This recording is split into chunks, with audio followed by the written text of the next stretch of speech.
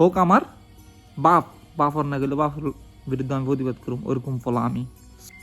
দেখ ভাই, আমি সিধা সাদা কিছু কথা বলি। আমি বিদেশ আইছি, আমি টাকা কামাই লাইছি, কামলা দিবে লাইছি। আমি টাকাও কামাই, কামলা দিয়ে আমার পরিবার চলে, ঠিক আছে।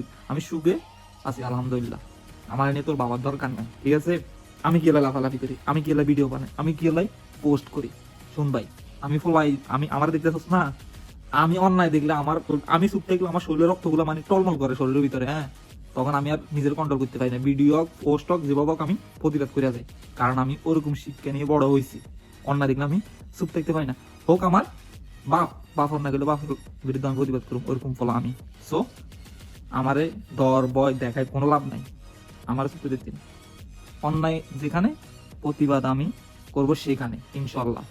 যেখানে মৃত্যু নিশ্চিত ওইখানে আমি বলা ভয় পাই না। আপনি আমাকে ভয় ডর দেখাবেন, এগুলা আমি করিও না, বুঝেন নাই।